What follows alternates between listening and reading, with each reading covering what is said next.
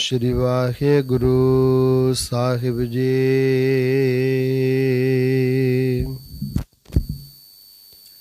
जिथै बैसन साध जन सो थान सुखंदा, होए सेवन समृत अपना बिनसै सब मंदा। पत ते उदाहरण पार ब्रह्म संत वेद कहंदा। भगत वच्छल तेरा विरद है जुग जुग वरतंदा। नानक जाचै एक नाम मन तन पाबंदा। वाहिगुरु जी का खालसा वाहिगुरु जी की फतेह। परम सत्कारयोग गुरु रूप गुरु खालसा साध संगत जी, अपने सारिਆਂ ਦੇ बहुत ਵੱਡੇ ਭਾਗ ਨੇ ਜੋ ਕਿ ਅਸੀਂ ਤੁਸੀਂ ਸਾਰੇ ਜਾਣੇ पूर्ण ब्रह्म ज्ञानी राज जोगी तत्वेते ब्रह्म नेष्टि ब्रह्म स्रोत्री श्रीमान संत बाबा ईश्वर सिंह महाराज जी, श्रीमान संत बाबा किशन सिंह महाराज जियां दे पावन पवित्र जीवन इतिहास दी विचार कर रहे हाँ। साध संगत जी, महापुरुषां दा जीवन सुनना ते सुनाउणा वाहिगुरु जी दी महिमा करन दे बराबर ही होया करदा है, क्योंकि महात्मा जन सतपुरुष ब्रह्म ज्ञानी परमेश्वर दे विच ही अभेद होया करदे कन बड़े भागां दी निशानी हुंदी है, जिन्हां दे उत्ते अपरंपार किरपा रहमत बख्शिश हुंदी है। वाहिगुरु गोद विच बिठाउंदे ने, ओही भाई महापुरुष बनिया करदे हन। सो जितने भी संगतां सरवण करदियां ने जरूर सबसक्राइब करो, शेयर करो, सारा दीवान समाधि विच लीन होके सुनिया करो, ताकि सानू सारे इतिहास दा ज्ञान हो सके। अज दे बच्चियां दे पास इतना समा नहीं, आ गेट बंद कर दियो भाई।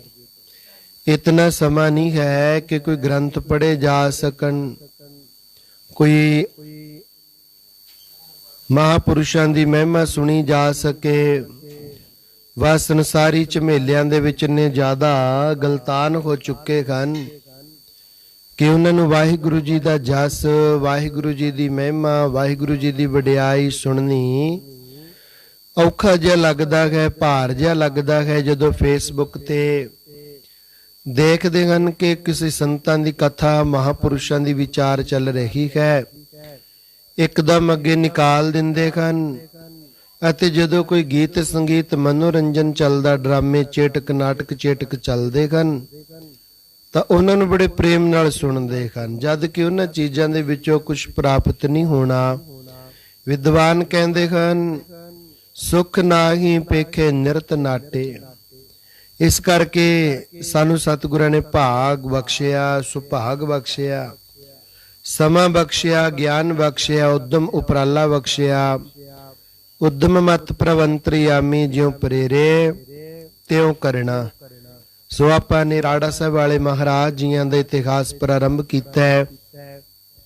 विच गुरबाणी दे कितने प्रमाण आउंदे हन, कितनी महिमा होंदी है। किवें गुरबाणी पढ़ के लखां जीवां नूं श्री गुरु ग्रंथ साहिब सच्चे पातशाह नाल जोड़ना कीता है। हुण महाराज जी अज सुनाम जाण दी तैयारी कर रहे हन।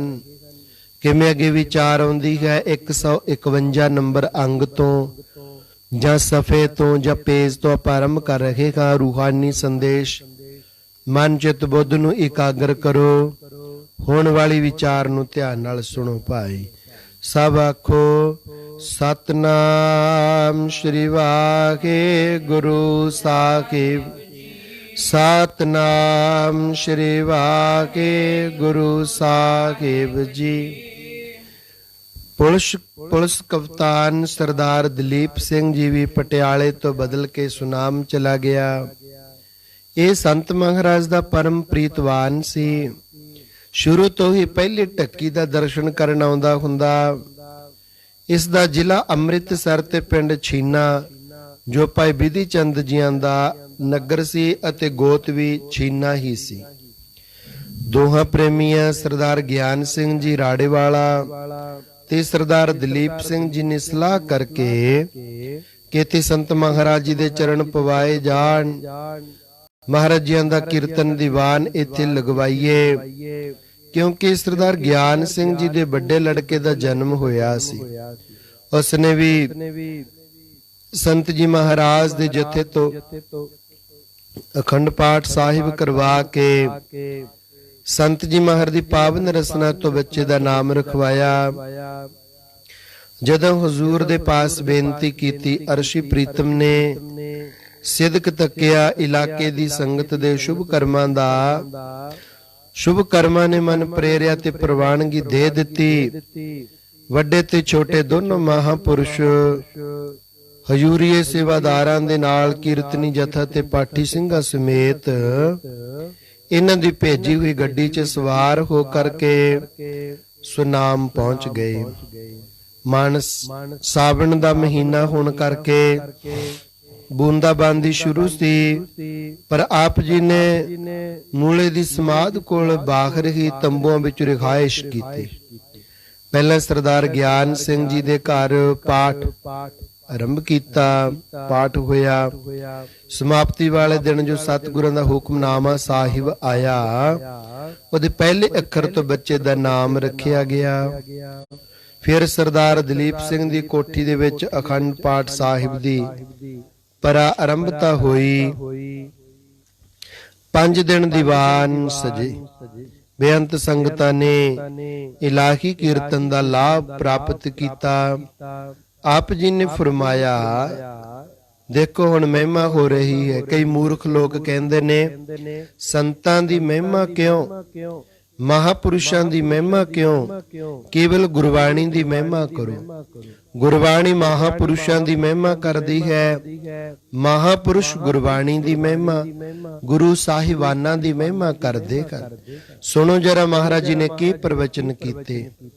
ਆਪ ਜੀ ਨੇ ਫਰਮਾਨ ਕੀਤਾ ਕਿ ਪਰਮੇਸ਼ਰ ਦੀ ਭਗਤੀ ਇੱਕ ਨਦੀ ਦੇ ਸਦਰਸ਼ ਹੈ।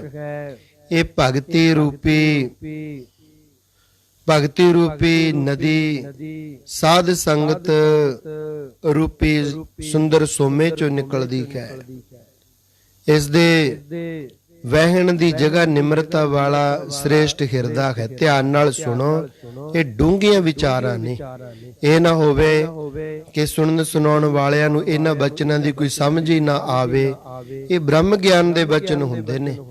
ਧਿਆਨ ਇਧਰ ਉਧਰ ਕਰਕੇ ਇਹਨਾਂ ਬਚਨਾਂ ਦੀ ਸੋਝੀ ਜਾਂ ਸਮਝ ਨਹੀਂ ਪਿਆ ਕਰਦੀ, ਫਿਰ ਕਹੋਗੇ ਕਿ ਬ੍ਰਹਮ ਗਿਆਨ ਦੇ ਬਚਨ ਤਾਂ ਸਿਰ ਦੇ ਉੱਤੋਂ ਦੀ ਹੀ ਲੰਘ ਗਏ।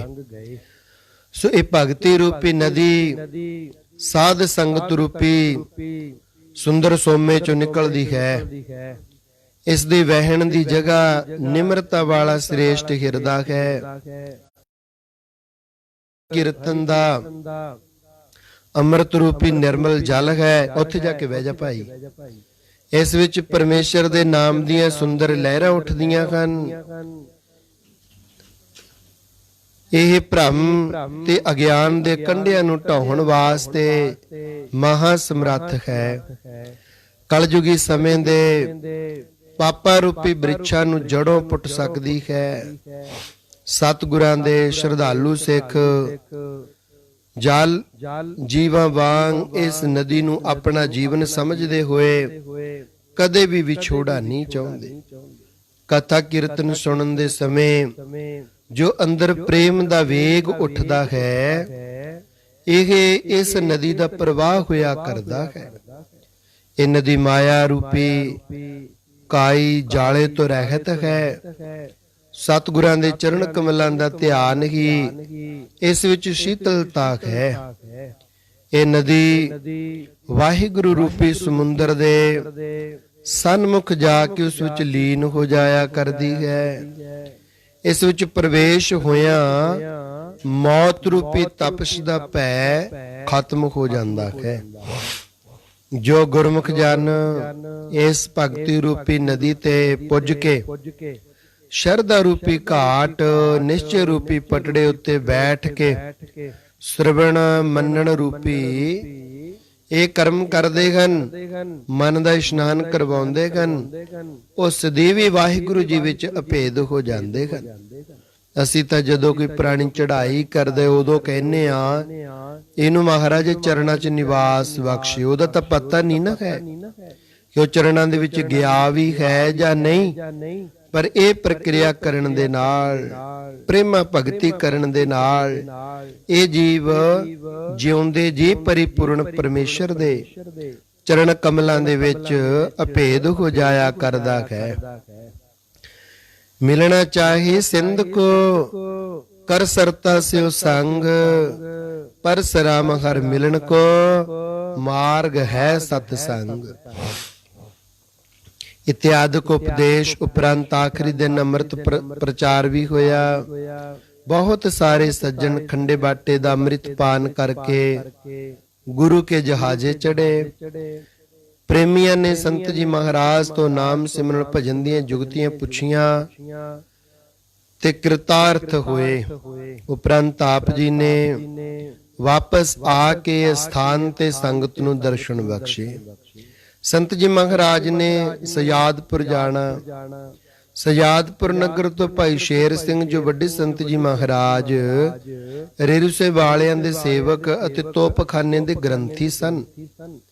ਇਸਨੇ ਆਪਣੀ ਲੜਕੀ ਦੀ ਸ਼ਾਦੀ ਸਮੇਂ ਆਪ ਜੀ ਪਾਸ ਆ ਬੇਨਤੀ ਕੀਤੀ। ਪਟਿਆਲੇ ਰਹਿੰਦਿਆਂ ਹੀ ਛੋਟੇ ਸੰਤਾਂ ਨਾਲ ਤੋਪਖਾਨੇ ਦੀ ਵਾਕਫੀ ਸੀ। ਇਸ ਕਰਕੇ ਇਸ ਪ੍ਰੇਮੀ ਦਾ ਵਚਨ ਮੰਨਣਾ ਹੀ ਪੈਣਾ ਸੀ। ਦੋਵੇਂ ਮਹਾਪੁਰਸ਼ ਖਜੂਰੀਆ ਸੇਵਾਦਾਰ ਗੁਰਬਚਨ ਸਿੰਘ ਭਾਈ ਜੀ ਤੇ ਹੋਰ ਸਾਜੀ ਤੇ ਪਾਠੀ ਸਿੰਘਾਂ ਸਮੇਤ ਆਪ ਜੀ ਧੌਖਲ ਦੀ ਵਸ ਤੇ ਸਜਾਦਪੁਰ ਪੁੱਜੇ, ਜੋ ਅੰਬਾਲੇ ਤੋਂ 18 ਮੀਲ ਤੇ ਰਾਜਪੁਰੇ ਤੋਂ ਅੱਗੇ ਨਰੈਣਗੜ੍ਹ ਤਹਿਸੀਲ ਦੇ ਵਿੱਚ ਪੈਂਦਾ ਹੈ। ਇੱਥੇ ਮਹਾਰਾਜ ਜੀ 3 ਦਿਨ ਠਹਿਰੇ। ਦੀਵਾਨ ਸਜੇ, ਅਖੰਡ ਪਾਠ ਸਾਹਿਬ ਹੋਏ, ਨਾਲ ਦੇ ਜਥੇ ਨੇ ਆਨੰਦ ਕਾਰਜ ਕਰਵਾਏ। ਘਰ ਵਾਲੇ ਪ੍ਰੇਮੀਆਂ ਨੇ ਬੜੀ ਭਾਵਨਾ ਨਾਲ ਸੇਵਾ ਕੀਤੀ। ਜਦੋਂ ਪਟਿਆਲੇ ਦੀ ਸੰਗਤ ਨੂੰ ਆਪ ਜੀ ਦੇ ਇੱਧਰ ਜਾਣ ਦਾ ਪਤਾ ਲੱਗਾ ਤਾਂ 2 ਆਦਮੀ ਬੇਨਤੀ ਕਰਨ ਵਾਸਤੇ ਸਜਾਦਪੁਰ ਭੇਜ ਦਿੱਤੇ ਕਿ ਵਾਪਸ ਆਉਂਦਿਆਂ ਦਰਸ਼ਨ ਬਖਸ਼ਨੇ ਮਹਾਰਾਜ। ਹਜੂਰ ਨੇ ਇਹਨਾਂ ਦੀ ਭਾਵਨਾ ਤੱਕ ਕੇ ਬੇਨਤੀ ਪ੍ਰਵਾਨ ਕਰ ਲਈ ਅਤੇ ਵਾਪਸ ਆਉਂਦਿਆਂ 3 ਦੀਵਾਨ 9ਵੇਂ ਪਾਤਸ਼ਾਹ ਜੀ ਦੇ ਪਾਵਨ ਪਵਿੱਤਰ ਸਥਾਨ ਦੁਖ ਨਿਵਾਰਨ ਸਾਹਿਬ ਪਟਿਆਲਾ ਵਿਖੇ ਮੱਘਰ ਸੁਦੀ ਪੰਚਮੀ ਦਾ ਸ਼ਹੀਦੀ ਗੁਰਪੁਰਬ ਸੀ, ਜੋ ਉਹ ਉੱਥੇ ਦੀਵਾਨ ਸਜਾਏ। ਹਿੰਦਵੈਣ ਦੇ ਰਾਖੇ ਹਿੰਦ ਦੀ ਚਾਦਰ ਤਿਲਕ ਜੰਝੂ ਰਾਖਾ ਪ੍ਰਵਤਾਕਾ, ਕੀਨੋ ਵੱਡੋ ਕੱਲੂ ਮੈਂ ਸਾਕਾ। ਸ਼ਹੀਦ ਦਾਦੇ ਦਾ ਪੋਤਰਾ, ਸ਼ਹੀਦ ਪੋਤਰਿਆਂ ਦਾ ਦਾਦਾ। 9ਵੇਂ ਗੁਰੂ ਮਹਾਰਾਜ ਨੇ ਅਦੁੱਤੀ ਸ਼ਹਾਦਤ ਦਿੱਤੀ। ਹਜੂਰ ਦੀ ਰਸਨਾ ਤੋਂ ਵੈਰਾਗਮਈ ਅਮੋਲਕ ਵਚਨ ਤੇ ਰੱਬੀ ਬਾਣੀ ਦਾ ਕੀਰਤਨ ਸੁਣ ਕੇ ਸਰੋਤਿਆਂ ਨੇ ਨੇਤਰ ਸਜਲ ਹੋ ਗਏ। ਉਪਰੰਤ ਆਪ ਜੀ ਸਥਾਨ ਤੇ ਵਾਪਸ ਆ ਗਏ। ਹਜੂਰ ਦਾ ਮਸੂਰੀ ਜਾਣਾ 1932 ਈਸਵੀ ਦੇ ਅਗਸਤ ਮਹੀਨੇ, ਜਦੋਂ ਕਿ ਪਟਿਆਲੇ ਸਰਕਾਰੀ ਦਫ਼ਤਰਾਂ ਵਿੱਚ ਛੁੱਟੀਆਂ ਹੋਇਆ ਕਰਦੀਆਂ ਹਨ, ਸਰਦਾਰ ਗਿਆਨ ਸਿੰਘ ਜੀ ਨੇ ਬੇਨਤੀ ਕੀਤੀ, ਗਰੀਬ ਨਿਵਾਸ ਆਪ ਮਸੂਰੀ ਦਰਸ਼ਨ ਦਿਓ। ਆਪ ਜੀ ਨੇ ਉਥੋਂ ਦੇ ਪੁੰਨੀ ਪੁਰਸ਼ਾਂ ਦੀ ਪ੍ਰਾਰਥਨਾ ਜਾਂ ਪ੍ਰਾਰਬਧ ਤੱਕ ਕੇ ਮਨਜ਼ੂਰੀ ਬਖਸ਼ ਦਿੱਤੀ। 1-2 ਸੇਵਾਦਾਰ ਸਮੇਤ, ਜਿਨ੍ਹਾਂ ਵਿੱਚ ਹਜ਼ੂਰੀਆ ਸੇਵਕ ਬਾਬਾ ਨਾਰ ਸਿੰਘ, ਬਾਬਾ ਹੀਰਾ ਸਿੰਘ, ਮੋਤਾ ਸਿੰਘ ਢੋਲਕੀ ਮਾਸਟਰ, ਬੰਤਾ ਸਿੰਘ ਪਿੰਡ ਕੁੜਾਣੀ ਕਲਾਂ ਵਾਲਾ, ਕਰਮਸਰ ਤੋਂ ਸਰਦਾਰ ਗਿਆਨ ਸਿੰਘ ਜੀ ਭੇਜੀ ਗੱਡੀ ਤੇ ਸਵਾਰ ਹੋ ਗਏ। ਉਧਰੋਂ ਸਮੇਤ ਪਰਿਵਾਰ ਦੇ ਸਰਦਾਰ ਗਿਆਨ ਸਿੰਘ, ਉਹਨਾਂ ਦੇ ਰਿਸ਼ਤੇਦਾਰ ਜਗਜੀਵਨ ਸਿੰਘ ਪਟਿਆਲੇ ਵਾਲੇ, ਸਰਦਾਰ ਸੁਖਦੇਵ ਸਿੰਘ ਨਾਜ਼ਮ ਦਾ ਵੱਡਾ ਲੜਕਾ ਸੁਖਦਾਇਕ ਸਿੰਘ, ਇਹ ਆਪ ਜੀ ਦੇ ਨਾਲ ਦੇਹਰਾਦੂਨ ਪੁੱਜੇ। ਇੱਥੇ ਸਰਦਾਰ ਵਿਸ਼ੇਸ਼ਰ ਸਿੰਘ ਘੜੂਏ ਦੀ ਆਪਣੀ ਕੋਠੀ ਸੀ, ਜੋ ਪਟਿਆਲੇ ਦਾ ਮੈਜਿਸਟ੍ਰੇਟ ਸੀ। ਉਸ ਜਗ੍ਹਾ ਰਾਤ ਕੱਟੀ। ਪਰਿਵਾਰ ਨੇ ਉਤਸ਼ਾਹ ਨਾਲ ਸੇਵਾ ਕੀਤੀ। ਦੂਸਰੇ ਦਿਨ ਸਵੇਰੇ ਟੈਕਸੀਆਂ ਲੈ ਕੇ ਮਸੂਰੀ ਪੁੱਜ ਗਏ। ਸਰਦਾਰ ਗਿਆਨ ਸਿੰਘ ਨੇ ਤਾਂ ਕਿਤਾਬ ਘਰ ਦੇ ਏਰੀਏ ਵਿੱਚ ਕਿਰਾਏ ਤੇ ਹੋਟਲ ਵਿੱਚ ਕਮਰਾ ਲਿਆ ਸੀ, ਉੱਥੇ ਠਹਿਰ ਗਿਆ। ਸੰਤ ਜੀ ਮਹਾਰਾਜ ਵਾਸਤੇ ਇੱਕ ਰਾਣੀ ਬਲਵੰਤ ਕੌਰ ਮਲੌਲੀ ਦੀ ਸੀਖ ਵਾਲੀ ਸਭ ਤੋਂ ਉੱਚੀ ਕੋਠੀ ਸੀ। ਉਹ ਕੋਠੀ ਪੁੱਛੀ, ਉਸ ਵਿੱਚ ਰਿਹਾਇਸ਼ ਕਰਵਾ ਦਿੱਤੀ। ਆਪ ਜੀ ਇੱਥੇ 1 ਮਹੀਨਾ ਠਹਿਰੇ। 2 ਵਕਤ ਕੋਠੀ ਦੀ ਗਰਾਊਂਡ ਵਿੱਚ ਕੀਤਾ ਕਿ ਚਾਰੇ ਯੁੱਗਾਂ ਵਿੱਚ ਪਰਮੇਸ਼ਰ ਦੇ ਨਾਮ ਦੀ ਮਹਿਮਾ ਹੈ। ਸੁਣੋ ਧਿਆਨ ਨਾਲ, ਜੋ ਕਹਿੰਦੇ ਨੇ ਸੰਤਾਂ ਦੀ ਮਹਿਮਾ ਕਿਉਂ, ਸੰਤ ਗੁਰੂ ਸਾਹਿਬ ਦੀ ਕਿੰਨੀ ਮਹਿਮਾ ਕਰਦੇ ਹੈ। ਜਿਸ ਵਕਤ ਸ੍ਰੀ ਗੁਰੂ ਨਾਨਕ ਦੇਵ ਸੱਚੇ ਪਾਤਸ਼ਾਹ ਸਮੁੰਦਰ ਦੇ ਉੱਪਰ ਦੀ ਚਲੇ ਜਾਂਦੇ ਸਨ, ਤਾਂ ਉਸ ਸਮੇਂ ਨਾਰਦ ਮੁਨੀ ਆ ਕੇ ਮਿਲਿਆ ਅਤੇ ਬੇਨਤੀ ਕੀਤੀ, ਗਰੀਬ ਨਿਵਾਜ, ਆਪ ਜੀ ਨੇ ਸਤਜੁਗ ਵਿੱਚ ਬ੍ਰਹਮਾ ਪ੍ਰਤੀ ਦੁਆਦਸ ਮਹਾਵਾਕਾਂ ਦਾ ਉਪਦੇਸ਼ ਕੀਤਾ। ਉਸ ਨਾਲ ਵੀ ਕਿਤਨੇ ਜੀਵ ਉਧਰ ਗਏ, ਉਧਾਰ ਹੋਇਆ। ਫਿਰ ਤ੍ਰੇਤੇ ਯੁੱਗ ਵਿੱਚ ਆਪ ਜੀ ਨੇ ਜੀਵਾਂ ਦੀ ਉਮਰ ਅਤੇ ਬੁੱਧੀ ਸਤਜੁਗ ਨਾਲੋਂ ਘੱਟ ਜਾਣ ਕੇ ਮਨੁ ਰਾਜੀ ਦੁਆਰਾ ਸਿਮਰਤੀਆਂ ਉਚਾਰੀਆਂ, ਨਾਮ ਦਾ ਸਿਮਰਨ ਤੇ ਯੱਗ ਕਰਨ ਦਾ ਉਪਦੇਸ਼ ਕਰਕੇ ਬੇਅੰਤ ਜੀਵਾਂ ਨੂੰ ਸਲਵੇਸ਼ਨ ਬਖਸ਼ੀ, ਮੁਕਤੀ ਬਖਸ਼ੀ। ਫਿਰ ਦੁਆਪਰ ਯੁੱਗ ਵਿੱਚ ਉਸ ਤੋਂ ਵੀ ਜੀਵਾਂ ਦੀ ਤੁੱਛ ਬੁੱਧੀ ਜਾਣ ਕੇ ਪੁਰਾਣ ਪ੍ਰਵਿਰਤ ਕਰਕੇ ਨਾਮ ਭਜਨ ਤੇ ਪੂਜਾ ਦ੍ਰਿੜ ਕਰਵਾਏ। ਇਸ ਨਾਲ ਵੀ ਬਹੁਤ ਜੀਵ ਤਰ ਗਏ।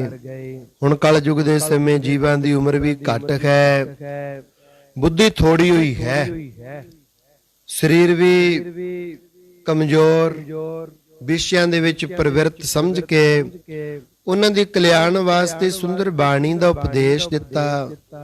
ਜੋ ਸੰਗਤ ਵਿੱਚ ਮਿਲ ਕੇ ਨਾਮ ਬਾਣੀ ਉਚਾਰਨ ਕਰਨਗੇ, ਉਹਨਾਂ ਸਾਰਿਆਂ ਦਾ ਭਰਮ ਦੂਰ ਹੋ ਜਾਏਗਾ। ਉਸ ਸਮੇਂ ਭਾਈ ਬਾਲੇ ਨੇ ਬੇਨਤੀ ਕੀਤੀ, ਸੱਚੇ ਪਾਤਸ਼ਾਹ ਜੀ, ਪ੍ਰਤੀਤ ਹੁੰਦਾ ਹੈ ਪਿਛਲੇ ਯੁੱਗਾਂ ਵਿੱਚ ਵੀ ਹੋਰ ਸਾਧਨਾਂ ਦੇ ਨਾਲ ਨਾਮ ਨੂੰ ਹੀ ਮੁੱਖ ਰੱਖਿਆ ਗਿਆ ਸੀ। ਤਾਂ ਉਸ ਸਮੇਂ ਹਜ਼ੂਰ ਨੇ ਉੱਤਰ ਦਿੱਤਾ, ਭਾਈ ਬਾਲਾ ਠੀਕ ਹੈ, ਚੌਹਾਂ ਯੁੱਗਾਂ ਵਿੱਚ ਨਾਮ ਜਪ ਕੇ ਹੀ ਉਧਾਰ ਹੋਇਆ ਕਰਦਾ ਸੀ, ਪਰ ਪਿਛਲੇ ਯੁੱਗਾਂ ਵਿੱਚ ਇਕੱਲੇ ਨਾਮ ਤੇ ਜੀਵਾਂ ਦਾ ਭਰੋਸਾ ਨਹੀਂ ਸੀ ਵੱਜਦਾ ਹੁੰਦਾ। ਇਸੇ ਕਰਕੇ ਯੋਗ, ਯੱਗ, ਪੂਜਾ ਇਹ ਨਾਲ ਰੱਖੇ ਗਏ ਸਨ। ਜਿਵੇਂ 2 ਤਰ੍ਹਾਂ ਦੇ ਪੁਰਸ਼ਾਂ ਨੂੰ ਪੇਟ ਦਰਦ ਹੋਣ ਲੱਗਾ, ਜਿਨ੍ਹਾਂ ਵਿੱਚ ਇੱਕ ਸ਼ਾਹੂਕਾਰ ਸੀ, ਦੂਸਰਾ ਕੰਗਾਲ ਗਰੀਬ ਸੀ। ਪਹਿਲਾ ਸ਼ਾਹੂਕਾਰ ਵੈਦ ਕੋਲ ਜਾ ਕੇ ਆਖਣ ਲੱਗਾ ਕਿ ਮੇਰੇ ਪੇਟ ਵਿੱਚ ਸੂਲ ਹੋ ਰਿਹਾ ਹੈ, ਕੋਈ ਦਵਾਈ ਦਿਓ।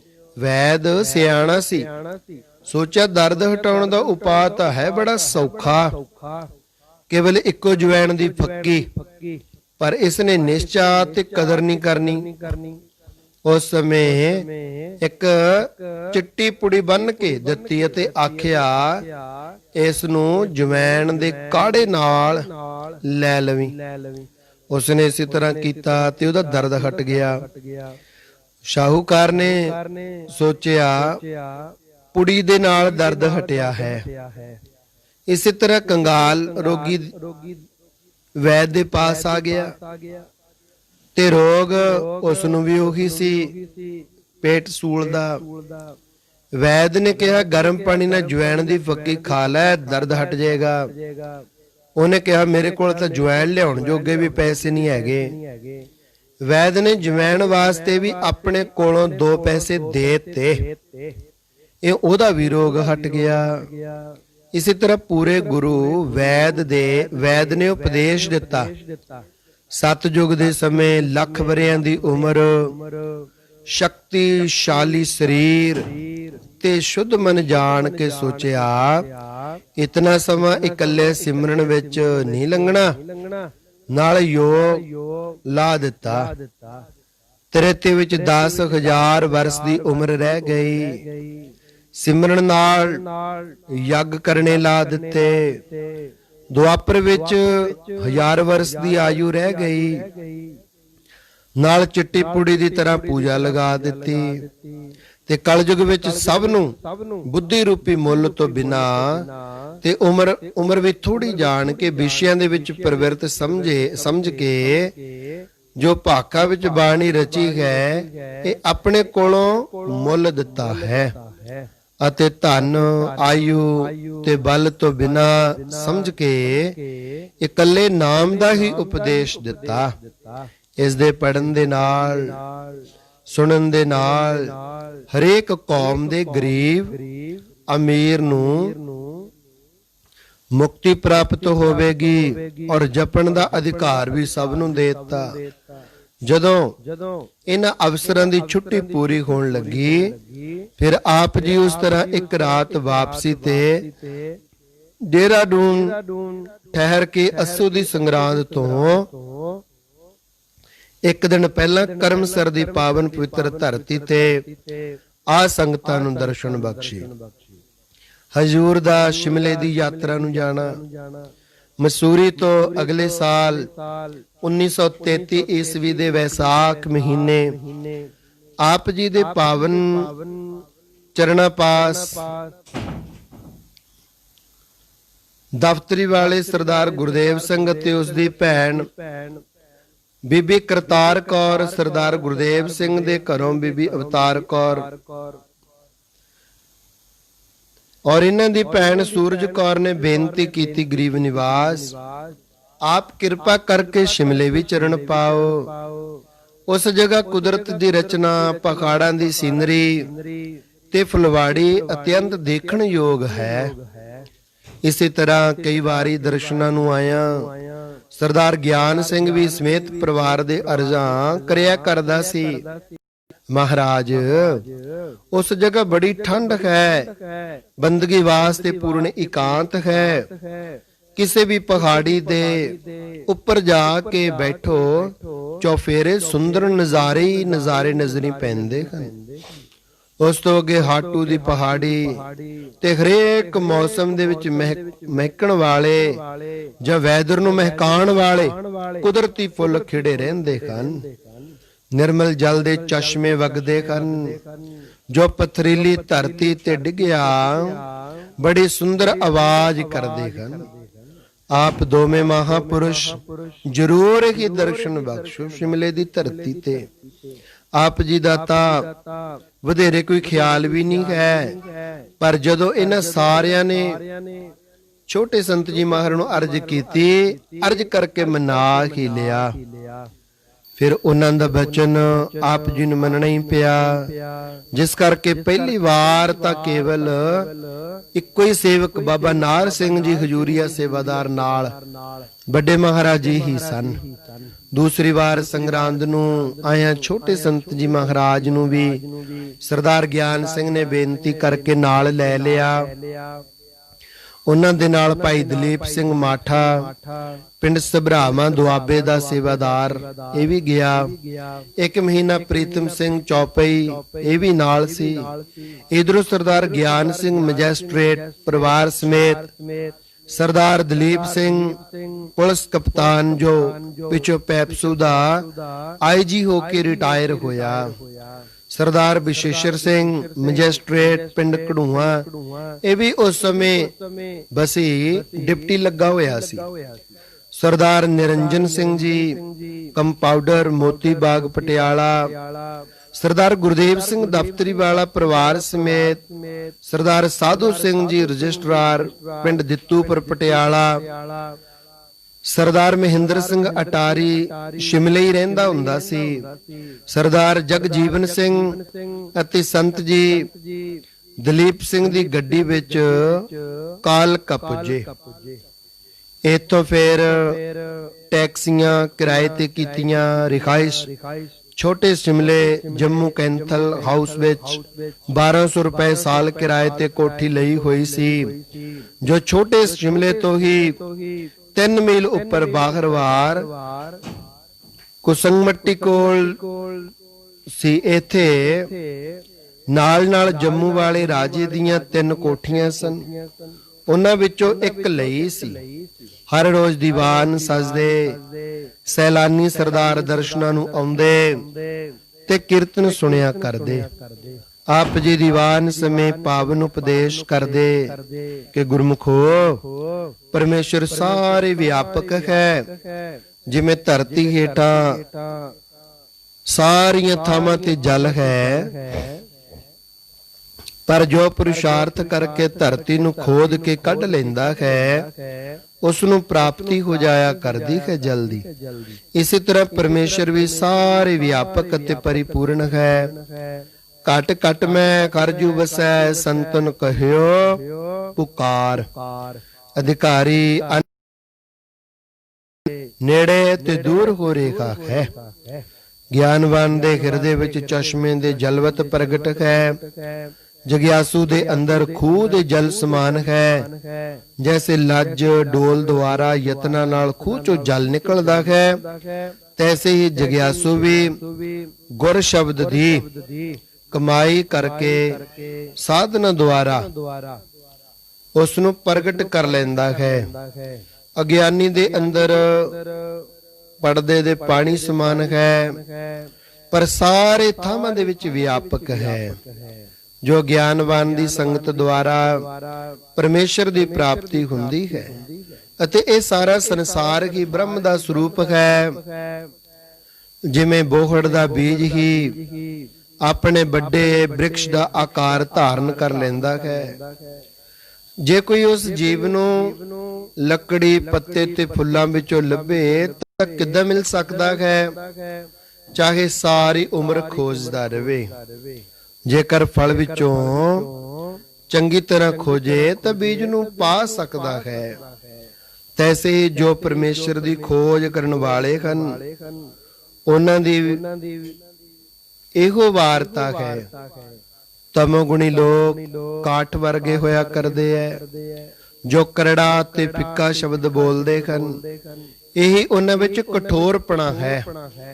ਉਹਨਾਂ ਪਾਸੋਂ ਪਰਮੇਸ਼ਰ ਨਹੀਂ ਮਿਲ ਸਕਦਾ। ਜਿਵੇਂ ਰੇਤੇ ਵਿੱਚੋਂ ਤੇਲ ਪ੍ਰਾਪਤੀ ਨਹੀਂ ਹੋ ਸਕਦਾ, ਰਾਜਸੀ ਲੋਕ ਪੱਤਿਆਂ ਵੱਤ ਹਨ।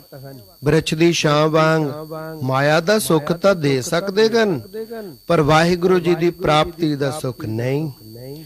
ਜਿਵੇਂ ਰਸਤੇ ਵਿੱਚ ਖਿਲਰੇ ਅੰਧੇ ਪੁਰਸ਼ ਨੂੰ ਮੋਤੀ ਨਹੀਂ ਦਿਸਦੇ, ਬਾਣੀ ਕਹਿੰਦੀ ਮਾਰਗ ਮੋਤੀ ਵੀਥਰੇ, ਅੰਧਾ ਨਿਕਸਿਓ ਆਏ। ਸਤੋਗੁਣ ਵਾਲੇ ਪੁਰਸ਼ ਫੁੱਲਾਂ ਵੱਤ ਮਿੱਠੇ ਵਚਨਾਂ ਰੂਪ ਸੁਗੰਧੀ ਤਾਂ ਦੇ ਸਕਦੇ ਹਨ, ਪਰ ਪਰਮੇਸ਼ਰ ਦਾ ਮਿਲਾਪ ਨਹੀਂ ਕਰਵਾ ਸਕਦੇ। ਗਿਆਨਵਾਨ ਫਲ ਦੇ ਸਮਾਨ ਹਨ। ਬੀਜ ਰੂਪ ਪਰਮੇਸ਼ਰ ਦੀ ਪ੍ਰਾਪਤੀ ਉਹਨਾਂ ਦੀ ਸੰਗਤ ਦੁਆਰਾ ਹੁੰਦੀ ਹੈ, ਹੋਰ ਕਿਸੇ ਪਾਸੋਂ ਨਹੀਂ। ਵਿੱਚ ਸੰਗਤ ਹਰਿ ਪ੍ਰਭ ਵਸੈ ਜੀਓ। ਆਪ ਜੀ ਇੱਥੇ 6 ਮਹੀਨੇ ਠਹਿਰੇ। ਸੰਗਰਾਂਦ ਤੇ ਪੂਰਨਮਾਸ਼ੀ ਦਾ ਦੀਵਾਨ ਕਰਨ ਸਥਾਨ ਤੇ ਆ ਜਾਣਾ, ਮੁੜ ਫਿਰ ਵਾਪਸ ਚਲੇ ਜਾਣਾ। ਸਰਦਾਰ ਦਲੀਪ ਸਿੰਘ ਦੀ ਗੱਡੀ ਤੇ ਕਾਲਕਾ ਤੱਕ ਜਾਣਾ, ਅੱਗੇ ਸ਼ਿਮਲੇ ਤੱਕ ਟੈਕਸੀ ਤੇ ਜਾਣਾ। ਡਿਊਟੀਆਂ ਵਾਲੇ ਸਰਕਾਰੀ ਅਫਸਰਾਂ ਨੇ ਤਾਂ ਛੁੱਟੀ ਵਾਲੇ ਦਿਨ ਐਤਵਾਰ ਨੂੰ ਹੀ ਦਰਸ਼ਨ ਕਰਨ ਵਾਸਤੇ ਆਉਣਾ।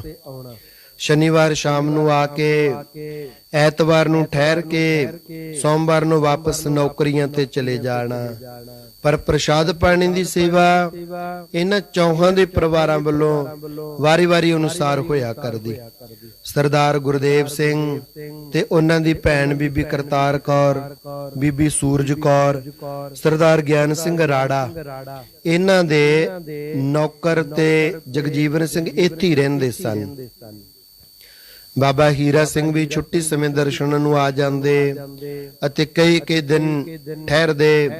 ਅਜੇ ਆਪ ਜੀ ਨੂੰ ਇੱਥੇ ਆਇਆ ਥੋੜਾ ਹੀ ਸਮਾਂ ਹੋਇਆ ਸੀ ਤਾਂ ਅੱਗੇ ਹਾਟੂ ਦੇ ਪਹਾੜ ਤੇ ਜਾਣ ਦਾ ਸੰਕਲਪ ਕੀਤਾ।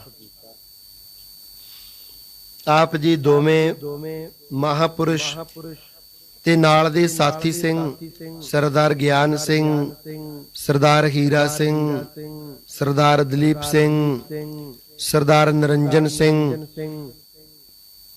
ਖੱਚਰਾਂ ਦੇ ਤੇ ਸਮਾਨ ਰੱਖ ਲਿਆ, ਜਿਨ੍ਹਾਂ ਦੀ ਸੇਵਾ ਵਿਸ਼ੇਸ਼ਰ ਸਿੰਘ ਨੂੰ ਸੰਭਾਲ ਦਿੱਤੀ। ਪਹਿਲੀ ਰਾਤ ਠਿਓਕ ਠਹਿਰੇ ਜੋ 22 ਮੀਲਾਂ ਤੇ ਸੀ। ਦੂਸਰੀ ਰਾਤ ਨਾਰਕੰਡੇ ਪੁੱਜੇ, ਇਹ ਸ਼ਿਮਲੇ ਤੋਂ 40 ਮੀਲ ਤੇ ਹੈ। ਇਸ ਜਗ੍ਹਾ ਤੇ ਰਾਮਪੁਰ ਵਿਸ਼ੇਸ਼ਰ ਜੋ ਰਿਆਸਤ ਸੀ, ਇੱਥੋਂ ਤੱਕ ਛੋਟੀ ਸੜਕ ਜਾਂਦੀ ਸੀ। ਇਤੋਂ ਹਾਟੂ ਦੀ ਪਹਾੜੀ ਜੋ 8 ਮੀਲ ਅੱਗੇ ਹੈ ਉੱਥੇ ਪੁੱਜੇ ਅਤੇ ਕੁਦਰਤੀ ਫੁੱਲਾਂ ਦੀ ਰਚਨਾ, ਰਮਣੀਕ ਸੁੰਦਰ ਪਹਾੜੀ ਦੇਖ ਕੇ ਸਭਨਾਂ ਦੇ ਮਨ ਪ੍ਰਸੰਨ ਹੋ ਗਏ। ਇੱਥੇ ਆ ਕੇ ਇੱਕ ਪ੍ਰੇਮੀ ਹੀਰਾ ਸਿੰਘ ਦੇ ਪੈਰ ਦੇ ਵਿੱਚ ਮੋਚ ਆਉਣ ਦੇ ਕਾਰਨ ਸੋਜਸ਼ ਆ ਗਈ, ਜਿਸ ਕਰਕੇ ਇੱਥੋਂ ਵਾਪਸ ਮੁੜ ਆਏ। ਉਸੇ ਤਰ੍ਹਾਂ ਵਾਪਸ ਆਉਂਦਿਆਂ ਮਿਆਣੀ ਰਾਤ ਕੱਟੀ। ਇੱਕ ਹਫ਼ਤਾ ਬਾਹਰ ਠਹਿਰ ਕੇ ਉਪਰੰਤ ਸ਼ਿਮਲੇ ਆ ਗਏ। ਜਾਂਦਿਆਂ ਆਉਂਦਿਆਂ ਸਰਕਾਰੀ ਰੈਸਟ ਹਾਊਸ ਦੇ ਵਿੱਚ ਠਹਿਰ ਕੇ ਉੱਥੇ ਆਰਾਮ ਕੀਤਾ। ਵਾਪਸ ਆਉਣ ਸਮੇਂ ਸਰਦਾਰ ਗਿਆਨ ਸਿੰਘ ਨੇ ਧੌਖਲ ਪਿੰਡ ਹੌਲਦਾਰ ਦੀ ਬੱਸ ਮੰਗਵਾ ਲਈ ਸੀ, ਜੋ ਨਾਰਨੌਲ ਦੇ ਇਲਾਕੇ ਦਾ ਸੀ। ਉਸ ਤੇ ਸਵਾਰ ਹੋ ਕਰਕੇ ਆਪ 6 ਮਹੀਨੇ ਸ਼ਿਮਲੇ ਠਹਿਰੇ। ਕੱਤਕ ਦੀ ਪੂਰਨਮਾਸ਼ੀ ਤੋਂ ਪਹਿਲੇ ਹੀ ਵਾਪਸ ਸਥਾਨ ਤੇ ਪੁੱਜੇ। ਸਰਦਾਰ ਬਲਦੇਵ ਸਿੰਘ ਗੁੜਥਲੀ 1929 ਈਸਵੀ ਦੇ ਕਰੀਬ ਅਪ੍ਰੈਲ ਮਹੀਨੇ ਆਪ ਜੀ ਪਾਸ ਗੁੜਥਲੀ ਪਿੰਡ ਦੇ ਸੰਤ ਮਹਾਰਾਜ ਜੀ, ਸੰਤ ਬਾਬਾ ਅਤਰ ਸਿੰਘ ਮਹਾਰਾਜ ਰੇਰੂ ਸਾਹਿਬ ਵਾਲਿਆਂ ਦੇ ਉਪਦੇਸ਼ੀ ਸਰਦਾਰ ਬਲਦੇਵ ਸਿੰਘ ਜੀ ਹਜ਼ੂਰੀ ਵਿੱਚ ਆਏ। ਕਿਉਂਕਿ ਵੱਡੇ ਸੰਤ ਜੀ ਮਹਾਰਾਜ ਦੀ ਹਜ਼ੂਰੀ ਵਿੱਚ ਰਹਿ ਕੇ ਸੇਵਾ ਕਰਦਿਆਂ ਦੇਖ ਕੇ ਬਾਬਾ ਜੀ ਦੀਆਂ ਖੁਸ਼ੀਆਂ ਤੇ ਵਰਾਂ ਨੂੰ ਸੁਣ ਕੇ ਸ਼ਰਧਾ ਤਾਂ ਉਸ ਸਮੇਂ ਪੂਰਨ ਵੱਜ ਗਈ ਸੀ। ਫਿਰ ਟੱਕੀ ਦੀ ਤਪੱਸਿਆ ਨੇ ਤਾਂ ਵੱਡੇ ਵੱਡੇ ਆਕੜ ਖਾਨਾਂ ਦੀਆਂ ਧੌਣੇ ਨੀਵੀਆਂ ਕਰ ਦਿੱਤੀਆਂ ਸਨ, ਜੋ 5 ਅਗਨੀ ਦੀਆਂ ਧੂਣੀਆਂ ਤਾਪਣ ਤੇ ਜਲ ਧਾਰੇ ਕਰਨ ਵਾਲੇ ਕਠਨ ਤਾਮਸੀ ਸਾਧਨਾ ਤੋਂ ਕਿਤੇ ਸ੍ਰੇਸ਼ਟ ਤੇ ਔਖੀ ਸੀ। ਇਉਂ ਇਹ ਸੱਜਣ ਨੇ ਭਾਵਨਾ ਨਾਲ ਆ ਕੇ ਨਮਸਕਾਰ ਕੀਤੀ। ਉਪਰੰਤ ਬੇਨਤੀ ਕੀਤੀ, ਗਰੀਬ ਨਿਵਾਜ, ਮੈਂ ਘਰ ਵਿੱਚ ਅਖੰਡ ਪਾਠ ਸਾਹਿਬ ਕਰਵਾਉਣਾ ਹੈ। ਆਪ ਜੀ ਦੋਵੇਂ ਮਹਾਪੁਰਸ਼ ਕਿਰਪਾ ਕਰਕੇ ਸੰਗਤ ਸਮੇਤ ਗੁੜਥਲੀ ਨਗਰ ਮੇਰੇ ਘਰ ਚਰਨ ਪਾਓ ਜੀ, ਦੀਵਾਨ ਕਰੋ ਜੀ। ਆਪ ਜੀ ਉੱਪਰ ਵੱਡੇ ਮਹਾਰਾਜ ਰੀਰੂ ਸਾਹਿਬ ਵਾਲਿਆਂ ਦੀ ਅਪਾਰ ਬਖਸ਼ਿਸ਼ ਹੈ। ਜਦ ਇਸਨੇ ਨਿਮਰਤਾ ਸਹਿਤ ਅੰਤਾਂ ਦੇ ਪ੍ਰੇਮ ਭਰੇ ਬਚਨਾਂ ਨਾਲ ਬੇਨਤੀ ਕੀਤੀ ਤਾਂ ਹਜ਼ੂਰ ਨੇ ਪ੍ਰਵਾਨ ਕਰ ਲਈ। ਇਸਨੇ ਕਾਰ ਭੇਜ ਦਿੱਤੀ। ਆਪ ਜੀ ਦੋਵੇਂ ਮਹਾਪੁਰਸ਼ ਸੇਵਾਦਾਰਾਂ ਤੇ ਇੱਕ ਦੋ ਹੋਰ ਸੱਜਣਾ ਨੂੰ, ਕਿਉਂਕਿ ਟੱਕੀ ਵਿੱਚ ਅਜੇ ਬਹੁਤ ਸੰਗਤ ਦਾ ਇਕੱਠ ਨਹੀਂ ਸੀ ਹੋਇਆ ਕਰਦਾ, ਨਾ ਹੀ ਕੋਈ ਪੂਰਨ ਵਿਰਾਗ ਤੋਂ ਬਿਨਾ ਇਹੋ ਜਿਹੇ ਕਠਨ ਘਾਲਣਾ ਨੂੰ ਦੇਖ ਕੇ ਇੱਥੇ ਠਹਿਰ ਹੀ ਸਕਦਾ ਸੀ। ਆਪ ਜੀ ਵੀ ਪਹਿਲਾਂ ਤਾਂ ਬਾਹਰ ਘੱਟ ਹੀ ਜਾਇਆ ਕਰਦੇ, ਪਰ ਇਹਨਾਂ ਦਾ ਪ੍ਰੇਮ ਠੁਕਰਾ ਨਾ ਸਕੇ। ਨਾਲ ਲੈ ਬਾਕੀ ਦੇ ਪ੍ਰੇਮੀ ਪਿੱਛੇ ਸਥਾਨ ਤੇ ਪਹਿਰੇ ਤੇ ਛੱਡ ਕੇ ਚੱਲ ਪਏ। ਨਗਰ ਤੋਂ ਬਾਹਰ ਦੁਰੇਡੇ ਹੀ ਖੇਤ ਵਿੱਚ ਰਹਾਇਸ਼ ਰੱਖੀ, ਅਖੰਡ ਪਾਠ ਤੇ ਦੀਵਾਨ ਕੀਤੇ। ਆਪ ਜੀ ਤੇ 3 ਦਿਨ ਠਹਿਰੇ। ਪਰਮੇਸ਼ਰ ਦੀ ਬੰਦਗੀ ਕਰਨੀ, ਨੇਕ ਅਮਲਾਂ, ਹੱਕ ਦੀ ਕਿਰਤ, ਪ੍ਰਾਰਬਧ ਤੇ ਸਾਕਾਰ ਰਹਿਣ ਦਾ ਉਪਦੇਸ਼ ਦਿੱਤਾ। ਜਦੋਂ ਆਖਦੇ ਲੋਕ ਔ ਭਲਾ ਮਾਨਸ, ਤੇਰੇ ਹਿਰਦੇ ਵਿੱਚ ਉਪਜਦੀ ਰੀਸ ਨਹੀਂ।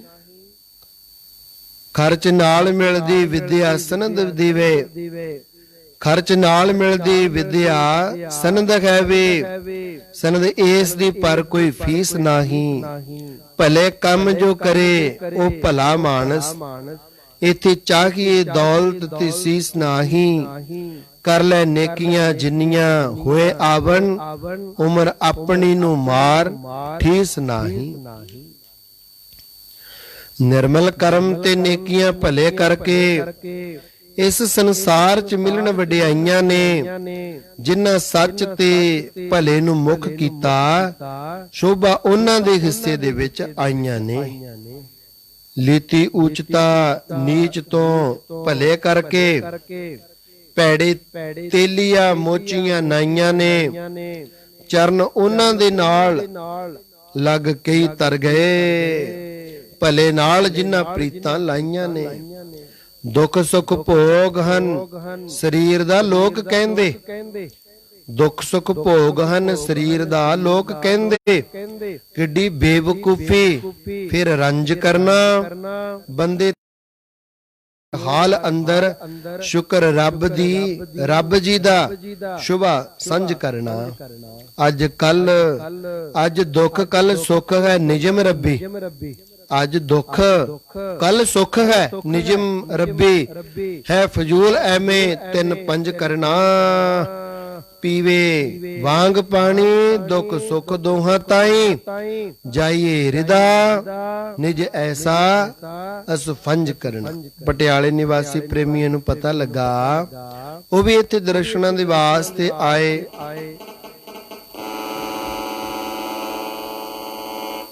ਜਿਨ੍ਹਾਂ ਵਿੱਚ ਬਾਬਾ ਹੀਰਾ ਸਿੰਘ ਜੀ ਵੀ ਸ਼ਾਮਲ ਸਨ। ਉਪਰੰਤ ਬਾਬਾ ਜੀ ਚੌਥੇ ਦਿਨ ਸਥਾਨ ਤੇ ਵਾਪਸ ਆ ਗਏ। ਫਿਰ ਵੀ ਕਈ ਵਾਰ ਇੱਥੇ ਚਰਨ ਪਾਏ ਤੇ ਦੀਵਾਨ ਕੀਤੇ। ਸੰਤ ਬਿਸ਼ਨ ਸਿੰਘ ਜੀ ਰੌਣੀ ਇਸੇ ਤਰ੍ਹਾਂ 1931 ਈਸਵੀ ਦੇ ਕਰੀਬ ਸੰਤ ਬਿਸ਼ਨ ਸਿੰਘ ਜੀ ਰੌਣੀ ਵਾਲਿਆਂ ਦਾ ਪ੍ਰੇਮ ਦੇਖ ਕੇ ਜਿਨ੍ਹਾਂ ਨੇ ਹਜ਼ੂਰ ਦੇ ਪਾਸ ਆ ਕੇ ਅਰਜ਼ ਕੀਤੀ, ਹੇ ਗੁਰੂ ਭਾਈ ਉਹ ਵੀ ਆਪ ਜੀ ਦਾ ਹੀ ਸਥਾਨ ਹੈ, ਉੱਥੇ ਵੀ ਗੁਰੂ ਨਾਨਕ ਦੀ ਫੁਲਵਾੜੀ ਹੈ। ਫੁਲਵਾੜੀ ਨੂੰ ਨਾਮ ਅੰਮ੍ਰਿਤ ਦੀ ਵਰਖਾ ਦੁਆਰਾ ਪ੍ਰਫੁੱਲਤ ਕਰੋ। ਹਜ਼ੂਰ ਨੇ ਵੱਡੇ ਗੁਰੂ ਭਾਈ ਦੇ ਭਜਨ ਸਿਮਰਨ ਵਾਲੇ ਮਹਾਪੁਰਸ਼ ਜਾਣ ਕੇ ਉਹਨਾਂ ਦਾ ਬਚਨ ਮੰਨ ਲਿਆ। ਦੋਵੇਂ ਸੰਤ ਜੀ ਤੇ ਕੁਝ ਕੁ ਸੇਵਾਦਾਰਾਂ ਨੂੰ ਨਾਲ ਲੈ ਕੇ ਆਪ ਜੀ ਇਹਨਾਂ ਦੀ ਭੇਜੀ ਗੱਡੀ ਵਿੱਚ ਬੈਠ ਕੇ ਰੌਣੀ ਪੁੱਜ ਗਏ। ਹਜ਼ੂਰ ਦਾ ਦਰਸ਼ਨ ਕਰਕੇ ਰੌਣੀ ਵਾਲੇ ਸੰਤਾਂ ਨੂੰ ਚਾਅ ਚੜ ਗਿਆ।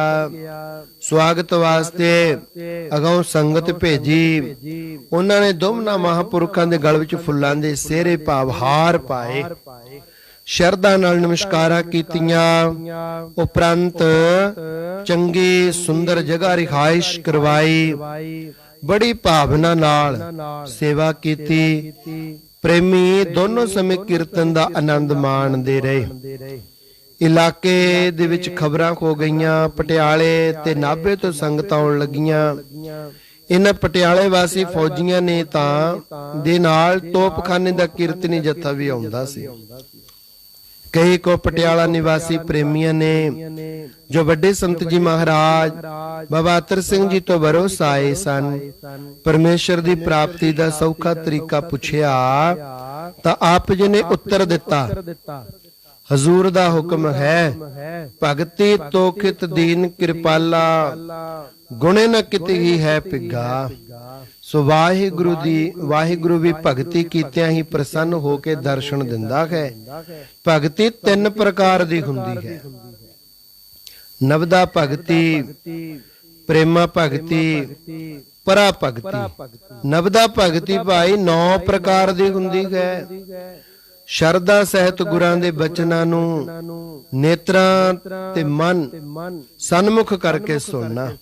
ਧਿਆਨ ਦੇ ਵਚਨ ਨੇ, ਜੇ ਕੋਈ ਧਿਆਨ ਨਾਲ ਸੁਣੇ ਕਰੋੜਾਂ ਯੱਗਾਂ ਦਾ ਫਲ ਪ੍ਰਾਪਤ ਕਰ ਸਕਦਾ ਹੈ। ਨਵਦਾ ਭਗਤੀ 9 ਪ੍ਰਕਾਰ ਦੀ ਭਗਤੀ ਹੈ, ਸੁਣਨਾ ਜਰਾ ਧਿਆਨ ਨਾਲ। ਸ਼ਰਧਾ ਦੇ ਨਾਲ ਗੁਰੂਆਂ ਦੇ ਬਚਨਾਂ ਨੂੰ ਨੇਤਰਾਂ ਤੇ ਮਨ ਦੇ ਸਨਮੁਖ ਕਰਕੇ ਸੁਣਨਾ। ਕਥਾ ਕੀਰਤਨ ਸੁਣਨਾ ਅਤੇ ਕਰਨਾ, ਸਤਨਾਮ ਦਾ ਜਾਪ ਕਰਨਾ, ਸਮਾਂ ਨਿਸਫਲਾ ਨਹੀਂ ਗਵਾਉਣਾ। ਚੌਥਾ ਹੈ ਸਤਿਗੁਰਾਂ ਜਾਂ ਪਰਮੇਸ਼ਰ ਦਾ ਧਿਆਨ ਧਰੇ ਜਾਂ ਸ਼ਰਧਾ ਨਾਲ ਸੰਤਾਂ ਦੇ ਚਰਨ ਧੋਵੇ। ਪੰਜਵਾਂ ਹੈ ਚੰਗਾ ਭੋਜਨ ਤਿਆਰ ਕਰਕੇ ਪਹਿਲਾਂ ਸਤਿਗੁਰਾਂ ਨੂੰ ਜਾਂ ਸਾਧ ਸੰਗਤ ਨੂੰ ਅਰਪਣ ਕਰੇ। ਛੇਵਾਂ ਹੈ ਪਰਮੇਸ਼ਰ ਅੱਗੇ ਜਾਂ ਗੁਰਾਂ ਦੇ ਦਰ ਅੱਗੇ ਬੰਦਨਾ ਕਰਦਾ ਰਵੇ, ਪ੍ਰਕਰਮਾ ਕਰੇ, ਇਹ ਵੀ ਭਗਤੀ ਹੈ। ਆਪਣੇ ਆਪ ਨੂੰ ਦਾਸ ਤੇ ਪਰਮੇਸ਼ਰ ਨੂੰ ਸੁਆਮੀ ਸਮਝੇ। 8ਵਾਂ ਹੈ ਵਾਹਿਗੁਰੂ ਨੂੰ ਆਪਣਾ ਮਿੱਤਰ ਜਾਣ ਕੇ ਸੁੱਖ ਅਤੇ ਦੁੱਖ ਵਿੱਚ ਅਡੋਲ ਰਵੇ। 9ਵਾਂ ਹੈ ਆਪਣਾ ਤਨ ਮਨ ਧਨ ਸਭ ਕੁਝ ਪਰਮੇਸ਼ਰ ਨੂੰ ਅਰਪਣ ਕਰ ਦੇਵੇ, ਆਪਣਾ ਕੁਝ ਵੀ ਨਾ ਸਮਝੇ। ਇਸ ਵਿੱਚੋਂ ਜੇ ਇੱਕ ਵੀ ਪ੍ਰਾਪਤੀ ਹੋ ਜਾਵੇ ਤਾਂ ਨਿਸਤਾਰਾ ਹੋ ਜਾਂਦਾ ਹੈ। ਪ੍ਰੇਮਾ ਭਗਤੀ ਕੀ ਹੈ? ਜਿਵੇਂ ਬ੍ਰਿਕਸ਼ ਦਾ ਫਲ ਪਹਿਲਾਂ ਕੱਚਾ ਹੋਣ ਕਰਕੇ ਹਰੇ ਰੰਗ ਦਾ ਹੁੰਦਾ ਹੈ, ਖਾਣ ਵਿੱਚ ਵੀ ਕੌੜਾ ਹੁੰਦਾ ਹੈ, ਫਿਰ ਜਦੋਂ ਅੱਧ ਪੱਕਾ ਹੁੰਦਾ ਹੈ ਉਹਦਾ ਰੰਗ ਪੀਲਾ ਜਿਹਾ ਹੋ ਜਾਂਦਾ ਹੈ, ਖਾਣ ਵਿੱਚ ਖੱਟਾ ਹੁੰਦਾ ਹੈ ਅਤੇ ਬ੍ਰਿਕਸ਼ ਵਿੱਚੋਂ ਰਸ ਲੈ ਲੈ ਕੇ ਜਦੋਂ ਪੂਰਨ ਪੱਕ ਜਾਂਦਾ ਹੈ ਫਿਰ ਉਹਦਾ ਰੰਗ ਲਾਲ ਹੋ ਜਾਇਆ ਕਰਦਾ ਹੈ ਅਤੇ ਖਾਣ ਦੇ ਵਿੱਚ ਵੀ ਬਹੁਤ ਜ਼ਿਆਦਾ ਮਿੱਠਾ ਤੇ ਸਵਾਦਲਾ ਹੋ ਜਾਂਦਾ ਹੈ। ਇਸੇ ਤਰ੍ਹਾਂ ਪਰਮੇਸ਼ਰ ਦੇ ਪ੍ਰੇਮੀਆਂ ਦੀ ਹਾਲਤ ਹੋਇਆ ਕਰਦੀ ਹੈ। ਪਹਿਲਾਂ ਵੈਰਾਗ ਅਵਸਥਾ ਸਮੇਂ ਉਸ ਦੇ ਵਿਯੋਗ ਦੇ ਵਿੱਚ ਰੋਂਦੇ ਰਹਿੰਦੇ ਨੇ, ਦਰਸ਼ਨ ਕਰਨਾ ਲੋਚਦੇ ਐ, ਲੰਮੇ ਲੰਮੇ ਹੌਂਕੇ ਭਰਦੇ ਐ, ਪਛਤਾਉਂਦੇ ਰਹਿੰਦੇ ਹੈ ਹਜੇ ਤੱਕ ਮਿਲਾਪ ਕਿਉਂ ਨਹੀਂ ਹੋਇਆ। ਬਾਣੀ ਗਦਗਦ ਹੁੰਦੀ ਹੈ, ਕੰਠ ਰੁਕ ਜਾਂਦਾ ਹੈ, ਰੋਮ ਖੜੇ ਹੋ ਜਾਂਦੇ ਹਨ ਤਾਂ ਉਸ ਸਮੇਂ ਚਿਹਰੇ ਦਾ ਰੰਗ ਸੌਲਾ ਜਿਹਾ ਪੈ ਜਾਂਦਾ ਹੈ, ਸਾਰੇ ਅੰਗਾਂ ਦੀ ਸੋਝੀ ਭੁੱਲੀ ਹੁੰਦੀ ਹੈ। ਫਿਰ ਜਿਉਂ-ਜਿਉਂ ਅੰਦਰ ਪ੍ਰੇਮ ਵੱਧਦਾ ਜਾਂਦਾ ਹੈ ਆਹਾਂ ਘੱਟ ਹੋ ਜਾਂਦੀਆਂ ਨੇ, ਭੁੱਖ ਪਿਆਸ ਤਾਂ ਫਿਰ ਉੱਕੀ ਨਹੀਂ ਲੱਗਦੀ, ਰਾਤ ਦਿਨ ਪ੍ਰੇਮ ਦੇ ਵਿੱਚ ਹੀ ਮਤ ਡੁੱਬੀ ਰਹਿੰਦੀ ਹੈ ਅਤੇ ਮਸਤਾਨਿਆਂ ਵਾਲੀ ਵਿਰਤੀ ਹਾਲਤ ਹੋ ਜਾਇਆ ਕਰਦੀ ਹੈ। ਉਸ ਸਮੇਂ ਚਿਹਰਾ ਪੀਲੇ ਰੰਗ ਵਾਲਾ ਹੋ ਜਾਂਦਾ ਹੈ। ਜੇ ਕੋਈ ਪਿਆਰੇ ਦੀ ਗੱਲ ਸੁਣਾਵੇ ਤਾਂ ਉਹਨਾਂ ਪਾਸ ਹੀ ਹਰ ਸਮੇਂ ਬੈਠੇ ਰਹਿਣ ਦਾ ਮਨ ਕਰਦਾ ਹੈ। ਮੇਰੇ ਘਰ ਪ੍ਰੀਤਮ ਕੋਈ ਬਾਤ ਸੁਣਾਵੇ ਸੋ ਭਾਈ ਸੋ ਮੇਰਾ ਵੀਰ। ਪਰਾ ਭਗਤੀ ਸੰਤਾਂ ਪਾਸੋਂ ਪਿਆਰੇ ਦੇ ਬਚਨ ਸੁਣ ਕੇ ਪਰਮੇਸ਼ਰ ਨੂੰ ਅੰਗ ਸੰਗ ਜਾਣਨਾ, ਬੜਾ ਪ੍ਰਸੰਨ ਹੋਣਾ। ਜਦੋਂ ਸਾਰੀਆਂ ਥਾਵਾਂ ਵਿੱਚ ਉਸ ਨੂੰ ਵਿਆਪਕ ਨਿਸ਼ਚੈ ਕਰ ਲਿਆ ਫਿਰ ਚਿਹਰੇ ਦਾ ਰੰਗ ਲਾਲ ਹੋ ਜਾਣਾ।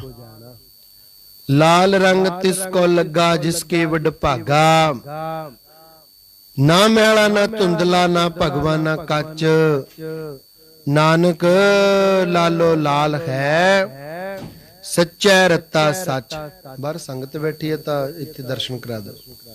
ਜਦੋਂ ਮਨ ਤ੍ਰਿਪਤ ਹੋ ਗਿਆ ਫਿਰ ਕਿਸੇ ਪਾਸੇ ਦੌੜਦਾ ਭੱਜਦਾ ਨਹੀਂ, ਸਤ ਰੂਪ ਮਿਠਾਸ ਪ੍ਰਾਪਤ ਹੁੰਦਾ ਹੈ, ਅੰਤਰਮੁਖ ਬਿਰਤੀ ਟਿਕ ਜਾਂਦੀ ਹੈ, ਮਨ ਵਿੱਚ ਗਿਆਨ ਦਾ ਅਭਿਆਸ ਕਰਕੇ ਪ੍ਰਪੱਕ ਨਿਸ਼ਚਾ ਹੋ ਜਾਇਆ ਕਰਦਾ ਹੈ। ਇਹ ਪਰਾ ਭਗਤੀ ਹੈ। ਇਸ ਪ੍ਰਕਾਰ ਦਾ ਉਪਦੇਸ਼, ਉੱਤਮ ਉਪਦੇਸ਼ ਸੁਣ ਕੇ ਸਭ ਦੇ ਮਨ ਗਦਗਦ ਹੋ ਗਏ। ਆਪ ਜੀ ਉੱਪਰ ਪੂਰਨ ਨਿਸ਼ਚਾ ਹੋ ਗਿਆ। ਵੱਡੇ ਸੰਤ ਜੀ ਮਹਾਰਾਜ ਦਾ ਸਰੂਪ ਜਾਣ ਕਰਕੇ ਬਾਅਦ ਵਿੱਚ ਸਥਾਨ ਤੇ ਦਰਸ਼ਨਾਂ ਨੂੰ ਆਉਂਦੇ ਰਹੇ। ਇਉਂ ਆਪ ਜੀ ਇੱਥੇ ਇੱਕ ਹਫ਼ਤਾ ਠਹਿਰੇ। ਆਖਰੀ ਦਿਨ ਅੰਮ੍ਰਿਤ ਪ੍ਰਚਾਰ ਵੀ ਹੋਇਆ। ਉਪਰੰਤ ਆਪ ਵੱਡੇ ਗੁਰਪ੍ਰਾ ਮਹਾਪੁਰਸ਼ਾਂ ਦੀਆਂ ਖੁਸ਼ੀਆਂ ਪ੍ਰਾਪਤ ਕਰਕੇ ਅਸਥਾਨ ਤੇ ਵਾਪਸ ਚਲੇ ਗਏ। ਸਰਦਾਰ ਵਰਿਆਮ ਸਿੰਘ ਜੀ ਦਰਜੀ ਦਿੱਲੀ ਵਾਲੇ ਕਰਮਸਰ ਦੀ ਪਾਵਨ ਧਰਤੀ ਤੋਂ 3 ਕੁ ਮੀਲ ਦੇ ਫਾਸਲੇ ਤੇ ਲਹਿਲ ਨਾਮ ਦਾ ਛੋਟਾ ਜਿਹਾ ਨਗਰ ਹੈ। ਇਥੋਂ ਦਾ ਦਰਜੀ ਸੰਤ ਜੀ ਮਹਾਰਾਜ ਦਾ ਸ਼ਰਧਾਲੂ ਸਰਦਾਰ ਵਰਿਆਮ ਸਿੰਘ ਜੋ ਕਿਲਾ ਹਾਂਸ ਕਈਆਂ ਪ੍ਰੇਮੀਆਂ ਦੇ ਘਰ ਜੋ ਸੰਤ ਮਹਾਰਾਜ ਜੀ ਦੇ ਸਤਸੰਗੀ ਸਨ ਵਸਤਰ ਸਿਉਣ ਵਾਸਤੇ ਆਉਂਦਾ ਹੁੰਦਾ। ਸਰਦਾਰ ਲక్ష్మణ ਸਿੰਘ ਜੀ, ਸਰਦਾਰ ਗੰਡਾ ਸਿੰਘ, ਸਰਦਾਰ ਸ਼ੇਰ ਸਿੰਘ, ਸਰਦਾਰ ਚੇਤ ਸਿੰਘ, ਇਹਨਾਂ ਤੋਂ ਹਜ਼ੂਰ ਦਾ ਜਸ ਸੁਣ ਕੇ ਮਨ ਵਿੱਚ ਉਤਸ਼ਾਹ ਜਾਗਿਆ। ਚਰਨਾਂ ਵਿੱਚ ਪੁੱਜ ਕੇ ਦਰਸ਼ਨ ਕੀਤੇ, ਬੇਨਤੀ ਕਰਕੇ ਵਸਤਰ ਸਿਉਣ ਦੀ ਸੇਵਾ ਵੀ ਕੀਤੀ। ਉਪਰੰਤ ਸਿਮਰਨ ਦੀ ਦਾਤ ਪ੍ਰਾਪਤ ਕੀਤੀ। ਫਿਰ 1934-35 ਦੇ ਕਰੀਬ ਸਰਦਾਰ ਮੋਹਨ ਸਿੰਘ ਜੀ ਕੋਕਾ ਕੋਲਾ ਪਾਸ ਦਿੱਲੀ ਚਲੇ ਗਏ। ਇੱਥੇ ਆਪਣਾ ਸਿਲਾਈ ਦਾ ਕੰਮ ਸ਼ੁਰੂ ਕਰ ਦਿੱਤਾ। ਸੰਤ ਜੀ ਮਹਾਰਾਜ ਦੀ ਵੀ ਇਹਨਾਂ ਉੱਪਰ ਅਪਾਰ ਖੁਸ਼ੀਆਂ ਹੋਣ ਕਰਕੇ ਕਦੇ ਕਦੇ ਉਪਦੇਸ਼ ਦੇਣ ਦੀ ਕਿਰਪਾ ਕਰਦੇ। ਕੀ ਵਚਨ ਕਰਿਆ ਕਰਦੇ? ਜਿਵੇਂ ਛੋਲਿਆਂ ਦਾ ਖੇਤ ਇੱਕੋ ਪਾਣੀ ਦੇ ਨਾਲ ਪੱਕ ਜਾਂਦਾ ਹੈ, ਜਵਾਂ ਦਾ ਖੇਤ ਦੋ ਪਾਣੀਆਂ ਦੇ ਨਾਲ ਪੱਕ ਜਾਂਦਾ ਹੈ। ਕਣਕ ਦੀ ਫਸਲ ਨੂੰ 3 ਕੁ ਪਾਣੀ ਦੇਣ ਦੀ ਲੋੜ ਹੈ, ਇਹਦੇ ਵਿੱਚ ਹੀ ਤਿਆਰ ਹੋ ਜਾਂਦੀ ਹੈ। ਜੋ ਧਾਨਾਂ ਦਾ ਖੇਤ ਹੈ, ਜਿਹਨੂੰ ਤੁਸੀਂ ਜੀਰੀ ਕਹਿੰਦੇ ਹੋ, ਝੋਨਾ ਕਹਿ ਦਿੰਦੇ ਹੋ, ਇਹ ਜੋ ਧਾਨਾਂ ਦਾ ਖੇਤ ਹੈ ਉਹ ਪੂਰਾ ਪੱਕ ਕੇ ਤਿਆਰ ਹੋ ਜਾਂਦਾ ਹੈ, ਜੇਕਰ ਉਸ ਵਿੱਚ 8 ਪਹਿਰ ਹਰ ਸਮੇਂ ਪਾਣੀ ਖੜਾ ਰਵੇ। ਇਸੇ ਤਰ੍ਹਾਂ ਪਿਛਲੇ ਯੁੱਗਾਂ ਵਿੱਚ ਥੋੜਾ ਸਮਾਂ ਹੀ ਸੰਤਾਂ ਦੀ ਸੰਗਤ ਦੁਆਰਾ ਨਾਮ ਨੂੰ ਜਪ ਕੇ ਜੀਵ ਦਾ ਭਲਾ ਹੋ ਜਾਇਆ ਕਰਦਾ। ਜਿਵੇਂ ਸਤਯੁਗ ਵਿੱਚ ਧਰੂ ਤੇ ਪ੍ਰਹਿਲਾਦ ਨੇ ਇੱਕੋ ਵਾਰ ਨਾਮ ਸੁਣਿਆ ਤਾਂ ਉਹਨਾਂ ਦਾ ਉਧਾਰ ਹੋ ਗਿਆ। ਤ੍ਰੇਤੇ ਯੁੱਗ ਵਿੱਚ ਵਾਲਮੀਕ ਨੇ 2 ਵਾਰ ਸੰਤਾਂ ਤੋਂ ਨਾਮ ਸੁਣਿਆ, ਉਹਦੀ ਵੀ ਕਲਿਆਣ ਹੋ ਗਈ। ਦੁਆਪਰ ਵਿੱਚ ਬਿਦਰ ਨੇ ਕ੍ਰਿਸ਼ਨ ਜੀ ਪਾਸੋਂ 3 ਵਾਰੀ ਨਾਮ ਦਾ ਉਪਦੇਸ਼ ਸ਼ਰਵਣ ਕੀਤਾ, ਇਸ ਲਈ ਉਹ ਵੀ ਤਰ ਗਿਆ, ਭਲਾ ਹੋ ਗਿਆ। ਕਲਯੁਗ ਵਿੱਚ ਧਾਨਾਂ ਦੇ ਖੇਤ ਸਮਾਨ ਜੇਕਰ 8 ਪੈਖਰ ਮਹਾਤਮਾ ਦੀ ਸੰਗਤ ਹੁੰਦੀ ਰਵੇ, ਨਾਮ ਸਿਮਰਨ ਤੇ ਕਥਾ ਕੀਰਤਨ ਦਾ ਪ੍ਰਵਾਹ ਚੱਲਦਾ ਰਹੇ, ਤਾਂ ਹੀ ਮਨ ਅਸਥਿਤ ਰਹਿ ਸਕਦਾ ਹੈ। ਇਸ ਕਰਕੇ ਨਿਤਾ ਪ੍ਰਤ ਸਤ ਸੰਗਤ ਕਰਨੀ ਜ਼ਰੂਰੀ ਹੈ। ਕਾਂਡ 11ਵਾਂ ਇਤੋਂ ਪ੍ਰਾਰੰਭ ਹੁੰਦਾ ਹੈ। ਸਰਦਾਰ ਮੋਹਨ ਸਿੰਘ ਜੀ ਆਲੂਵਾਲੀਆ, ਕੋਕਾ ਕੋਲਾ ਵਾਲੇ, ਦਿੱਲੀ ਵਾਲੇ। ਸਰਦਾਰ ਸਾਹਿਬ ਜੀ ਦੇ ਖਾਨਦਾਨ ਦਾ ਪਿਛੋਕੜ ਸ਼੍ਰੀਮਾਨ ਸਰਦਾਰ ਜੱਸਾ ਸਿੰਘ ਜੀ ਆਲੂਵਾਲੀਆਂ ਦੇ ਨਾਲ ਮਿਲਦਾ ਹੈ। ਪੁਰਾਤਨ ਇਤਿਹਾਸਕ ਪੁਸਤਕਾਂ ਪੜ੍ਹਨ ਤੋਂ ਪਤਾ ਲੱਗਦਾ ਹੈ ਕਿ ਇਸ ਖਾਨਦਾਨ ਦਾ ਸੰਬੰਧ ਰਾਜਪੂਤਾਂ ਨਾਲ ਹੈ। ਇਹਨਾਂ ਦੇ ਵਡਕੇ ਹਰ ਰਾਓ ਨੇ ਹਿੰਦੁਸਤਾਨ ਦੇ ਮਾਲਕ ਬਾਦਸ਼ਾਹ ਅਕਬਰ ਨੂੰ ਆਪਣੀ ਲੜਕੀ ਦਾ ਡੋਲਾ ਦੇਣੋਂ ਨਾ ਕਰ ਦਿੱਤੀ ਸੀ, ਜਿਸ ਕਰਕੇ ਰਾਜਪੂਤਾਨਾ ਛੱਡ ਕੇ ਪੰਜਾਬ ਆ ਕੇ ਰਹਿਣਾ ਪਿਆ। 52 ਉਮਰ ਕੈਦੀ ਰਾਜਿਆਂ ਨੂੰ ਗਵਾਲੀਅਰ ਦੇ ਕਿਲੇ ਵਿੱਚੋਂ ਰਿਹਾ ਕਰਾਉਣ ਕਰਕੇ ਰਾਜਪੂਤਾਂ ਨੂੰ ਗੁਰੂ ਘਰ ਤੇ ਅਟੁੱਟ ਸ਼ਰਧਾ, ਭਰੋਸਾ ਤੇ ਵਿਸ਼ਵਾਸ ਬਣ ਗਿਆ। ਇਸ ਖਾਨਦਾਨ ਨੇ ਸਭ ਤੋਂ ਪਹਿਲਾਂ 6ਵੇਂ ਪਾਤਸ਼ਾਹ ਜੀ ਦੇ ਸਮੇਂ ਸਿੱਖੀ ਵਿੱਚ ਪ੍ਰਵੇਸ਼ ਕੀਤਾ ਅਤੇ ਇਹਨਾਂ ਦੇ ਵਡਕੇ ਗੁਰੂ ਸਾਹਿਬ ਦੀ ਸੇਵਾ ਵਿੱਚ ਫੌਜ ਲੈ ਕੇ ਹਾਜ਼ਰ ਹੋਏ। ਇਹਨਾਂ ਨੂੰ ਕਲਾਲ ਆਖਣ ਦਾ ਕਾਰਨ ਇਹ ਦੱਸੀਦਾ ਹੈ ਕਿ ਸਰਦਾਰ ਧਾਵਾ ਸਿੰਘ ਨੇ ਕਲਾਲਾਂ ਦੀ ਸੁੰਦਰ ਕੰਨਿਆ ਤੱਕ ਕੇ ਉਸ ਦੇ ਗੁਣਾਂ ਤੇ ਰੀਝ ਕੇ ਉਸ ਨਾਲ ਸ਼ਾਦੀ ਕਰਵਾਉਣੀ ਚਾਹੀ। ਲੜਕੀ ਦੇ ਪਿਤਾ ਨੇ ਆਪਣੀ ਕੰਨਿਆ ਦਾ ਰਿਸ਼ਤਾ ਇਸ ਸ਼ਰਤ ਤੇ ਦੇਣਾ ਮੰਨਿਆ ਕਿ ਜੋ ਅੱਗੋਂ ਇਸ ਦੀ ਸੰਤਾਨ ਹੋਵੇਗੀ, ਉਹਨਾਂ ਦੇ ਰਿਸ਼ਤੇ ਨਾਤੇ ਕਲਾਲਾਂ ਨਾਲ ਹੀ ਕੀਤੇ ਜਾਣ। ਇਸ ਸ਼ਰਤ ਨੂੰ ਸਰਦਾਰ ਜੀ ਨੇ ਪ੍ਰਵਾਨ ਕਰ ਲਿਆ। ਅੱਗੇ ਵਾਸਤੇ ਲੋਕ ਇਹਨਾਂ ਨੂੰ ਕਲਾਲ ਕਹਿਣ ਲੱਗ ਪਏ। ਜ਼ਿਲ੍ਹਾ ਲਾਹੌਰ ਦੇ ਆਲੂਵਾਲ ਨਗਰ ਤੋਂ 3 ਸੱਜਣ ਮਾਲਵੇ ਦੇਸ਼ ਆਏ। ਸਰਦਾਰ ਨੰਦ ਸਿੰਘ, ਸਰਦਾਰ ਰਾਏ ਸਿੰਘ, ਸਰਦਾਰ ਜੈ ਸਿੰਘ। ਸਰਦਾਰ ਨੰਦ ਸਿੰਘ ਬਟਾਰੀ ਨਗਰ ਆਇਆ ਅਤੇ ਇੱਥੇ ਇਸਨੇ ਆਪਣਾ ਕਿਲਾ ਬਣਾਇਆ। ਇਹ ਬਟਾਰੀ ਵਾਲੇ ਡਾਕਟਰ ਪ੍ਰੀਤਮ ਸਿੰਘ ਦੇ ਵਡਕੇ ਸਨ। ਸਰਦਾਰ ਰਾਏ ਸਿੰਘ ਤੇ ਸਰਦਾਰ ਜੈ ਸਿੰਘ ਕਿਲਾ ਹਾਂਸ ਪਿੰਡ ਆ ਗਏ। ਇੱਥੇ ਇਹਨਾਂ ਨੇ ਕਿਲਾ ਬਣਾਇਆ, ਨਾਮ ਸੀ ਹਾਂਸ। ਇਹਨਾਂ ਦੇ ਕਿਲਾ ਬਣਾਉਣ ਤੋਂ ਬਾਅਦ ਇਸ ਨਗਰ ਦਾ ਨਾਮ ਕਿਲਾ ਹਾਂਸ ਪੈ ਗਿਆ। ਸਰਦਾਰ ਰਾਏ ਸਿੰਘ ਸਰਦਾਰ ਬਲਵੰਤ ਸਿੰਘ ਦੇ ਵਡਕੇ ਸਨ। ਸਰਦਾਰ ਜੈ ਸਿੰਘ ਦਾ ਅੱਗੇ ਖਾਨਦਾਨ ਸੀ। ਪਹਿਲਾਂ ਸਰਦਾਰ ਜੈ ਸਿੰਘ, ਫਿਰ ਹਮੀਰ ਸਿੰਘ ਸ਼ਹੀਦ, ਲਾਲ ਸਿੰਘ, ਬੁੱਧ ਸਿੰਘ। ਇਹਨਾਂ ਦੇ ਅੱਗੇ 3 ਸਨ, ਸੁੰਦਰ ਸਿੰਘ, ਹਰਨਾਮ ਸਿੰਘ, ਚੇਤ ਸਿੰਘ, ਚੰਨਣ ਸਿੰਘ। ਸੁੰਦਰ ਸਿੰਘ ਤੋਂ ਅੱਗੇ ਲక్ష్మణ ਸਿੰਘ। ਇਹਨਾਂ ਦੇ ਪੁੱਤਰ ਸਨ ਸਰਦਾਰ ਮੋਹਨ ਸਿੰਘ ਕੋਕਾ ਕੋਲਾ ਵਾਲੇ ਦਿੱਲੀ। ਇਹਨਾਂ ਦੇ ਦੋ ਪੁੱਤਰ ਸਰਦਾਰ ਦਲਜੀਤ ਸਿੰਘ ਅਤੇ ਚਰਨਜੀਤ ਸਿੰਘ। ਇਹਨਾਂ ਤੋਂ ਅੱਗੇ ਸਰਦਾਰ ਅਜੀਤ ਸਿੰਘ ਬਾਵੀ ਔਰ ਸਤਵੰਤ ਸਿੰਘ ਬਾਵਾ। ਅਰਾੜਾ ਸਾਹਿਬ ਦੀ ਪਾਵਨ ਧਰਤੀ ਤੋਂ ਦੱਖਣ ਦਿਸ਼ਾ ਵੱਲ 1.5 ਮੀਲ ਦੇ ਫਾਸਲੇ ਤੇ ਇਹ ਹਾਂਸ ਨਾਮ ਦਾ ਨਗਰ ਹੈ। ਭਾਵੇਂ ਛੋਟਾ ਤੇ ਵੱਡਾ ਦੋ ਹਾਂਸ ਹਨ, ਪਰ ਇਹਨਾਂ ਦਾ ਫਾਸਲਾ ਬਹੁਤ ਘੱਟ ਹੈ। ਕੇਵਲ ਵਿਚਕਾਰ ਇੱਕ ਰਸਤਾ ਹੀ ਵਗਦਾ ਹੈ, ਜਿਸ ਦਾ ਅਸੀਂ ਜ਼ਿਕਰ ਕਰਦੇ ਹਾਂ। ਇਸ ਨੂੰ ਕਿਲਾ ਹਾਂਸ ਆਖਿਆ ਜਾਂਦਾ ਹੈ।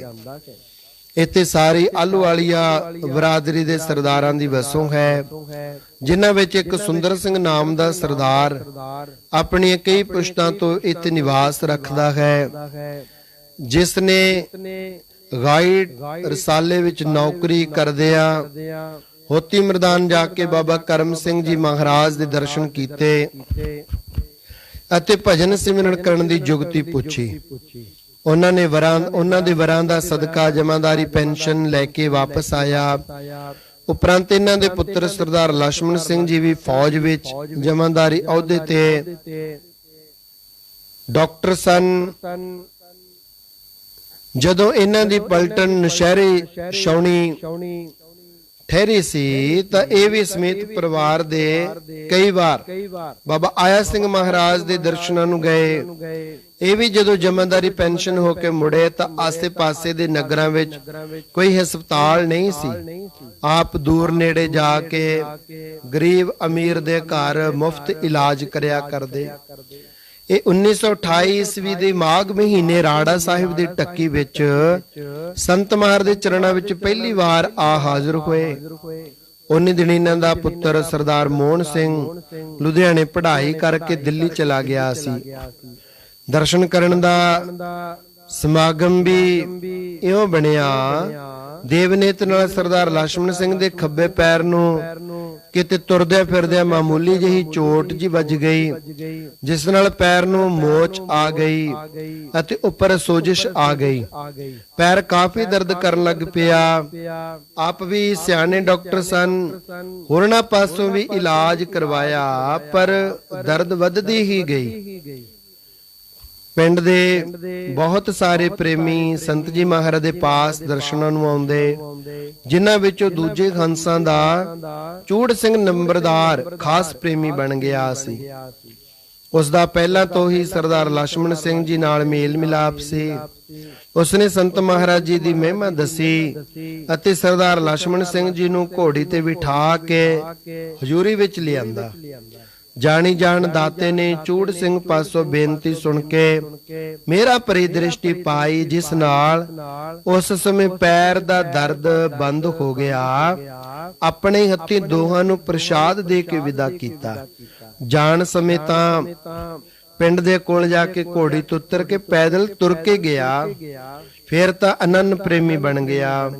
ਅੰਮ੍ਰਿਤ ਤਾਂ ਪਹਿਲਾਂ ਹੀ ਪਾਨ ਕੀਤਾ ਹੋਇਆ ਸੀ। ਪੰਜਾਂ ਪਿਆਰਿਆਂ ਵੱਲੋਂ ਪ੍ਰਾਪਤ ਹੋਏ ਨਾਮ ਜਪਣ ਦੀ ਜੁਗਤੀ ਪੁੱਛੀ ਤੇ ਹਰ ਰੋਜ਼ ਹਾਜ਼ਰੀ ਭਰਨ ਲੱਗ ਪਿਆ।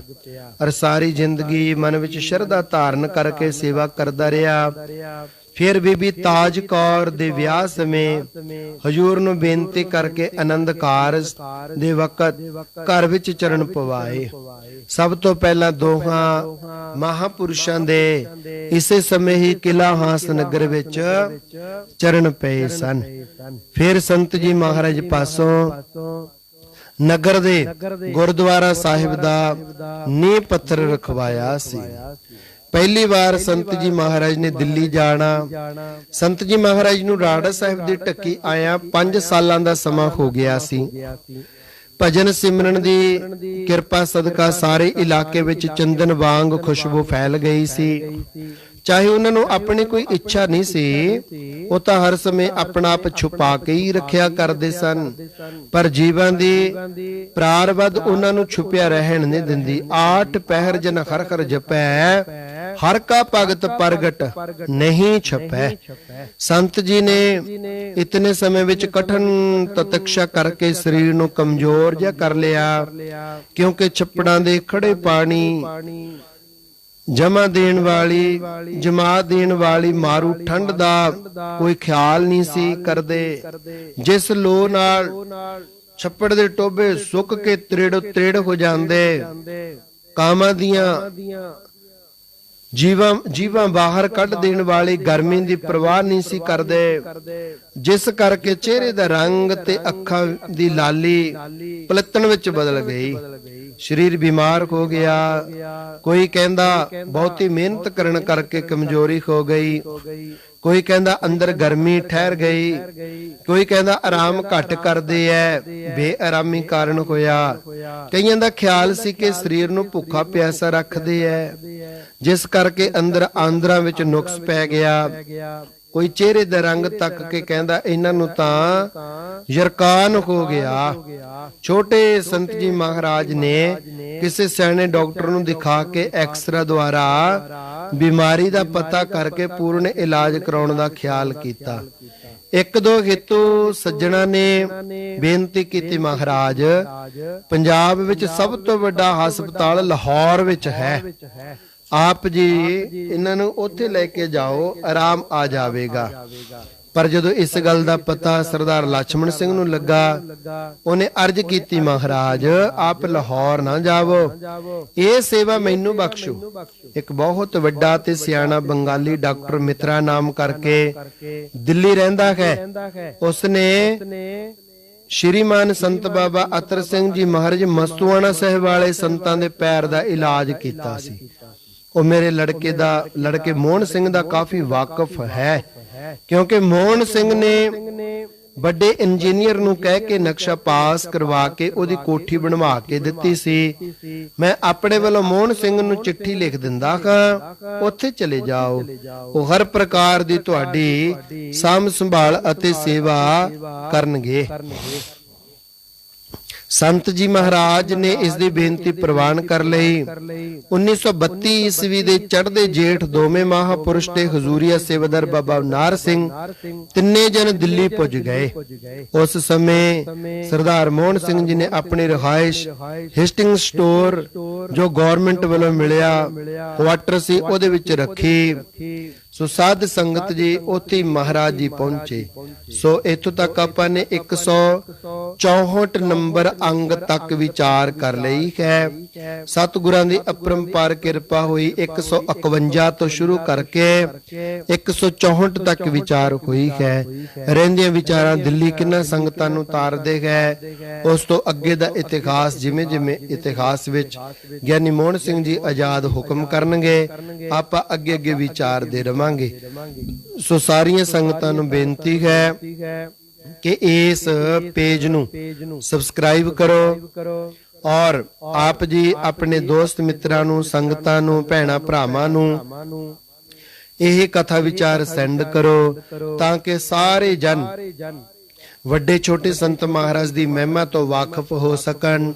ਆਪ ਜੀ ਲਾਈਕ ਵੀ ਕਰੋ, ਕਮੈਂਟ ਵੀ ਕਰੋ। ਕਮੈਂਟ ਵਿੱਚ ਸਤਨਾਮ ਸ੍ਰੀ ਵਾਹਿਗੁਰੂ ਜਾਂ ਸੰਤ ਬਾਬਾ ਈਸ਼ਰ ਸਿੰਘ ਜੀ ਮਹਾਰਾਜ ਜਾਂ ਰਾੜਾ ਸਾਹਿਬ ਲਿਖ ਕੇ ਆਪ ਜੀ ਆਸ਼ੀਰਵਾਦ ਦੇਣ ਦੀ ਕਿਰਪਾਲਤਾ ਕਰੋ। ਸਭਨਾ ਸੰਗਤਾਂ ਦਾ ਕੋਟਾਨ ਕੋਟ ਧੰਨਵਾਦ ਜੋ ਸੁਣ ਕੇ ਲਾਹਾ ਲੈਂਦੀਆਂ ਤੇ ਸ਼ੇਅਰ ਕਰਦੀਆਂ ਹਨ, ਗਰੁੱਪਾਂ 'ਚ ਸ਼ੇਅਰ ਕਰਦੀਆਂ ਹਨ। ਰਹਿੰਦੀਆਂ ਵਿਚਾਰਾਂ ਕੱਲ ਕਰਾਂਗੇ। ਦੇਵ ਅਸੀਸ ਬੁਲਾਓ, ਫਤਿਹ ਸਾਹਿਬ ਆਖੋ ਜੀ। ਵਾਹਿਗੁਰੂ ਜੀ।